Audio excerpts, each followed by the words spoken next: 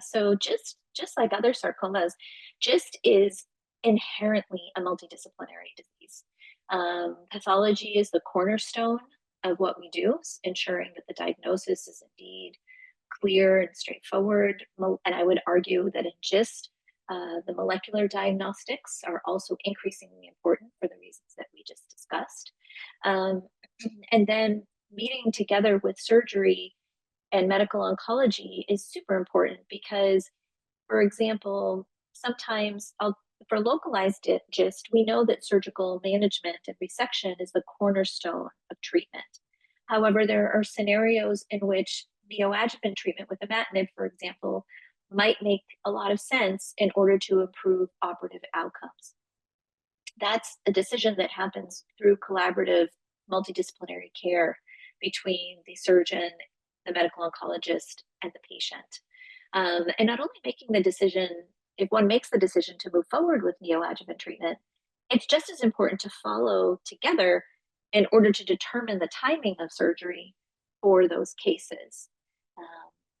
Optimal shrinkage, for example, in an imatinib sensitive GIST may not occur for 9 to 12 months.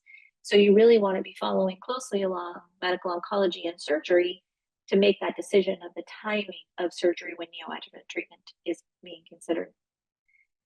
In addition, in patients with metastatic disease, the role of local therapy for metastases is one that varies widely actually across the globe.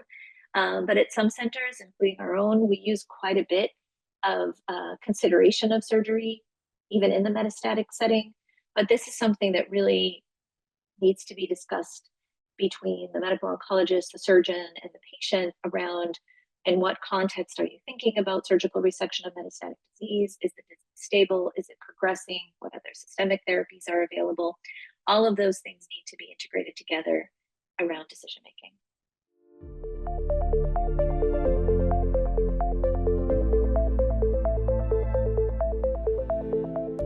Yeah, it's a really good question. I think the areas that we really need to understand better actually come back to the very first question you asked, which is who should receive adjuvant imatinib? I think we need to further refine our risk systems. It's likely that in the current modality where we're using size, tumor location, and mitotic rate, we're probably over treating some people that would have been cured with surgery alone, and we're probably under treating other people who likely have micrometastatic disease at the onset of their journey. We need better tools to help us refine that population further, particularly in the current risk stratification systems, which have a large group that we call intermediate risk that really needs to be sorted out in more detail. So I think the first area is risks, for better understanding of risk of recurrence after surgical resection. That's one. I think another is that we need to have better systemic options for patients with advanced disease. Clearly, the current set of tools that we have for GIST is dramatically better than it was when I started this field 25 years ago, when there were no drugs approved. And now we have 5 drugs approved. Patients are living longer, they're living better than they ever had before. But we don't have a cure for metastatic GIST. And resistance to current available therapies continues to be a challenge. We must do better in that space. I think there's 2 paths by which we will see some improvements. One is the development of better KIT inhibitors.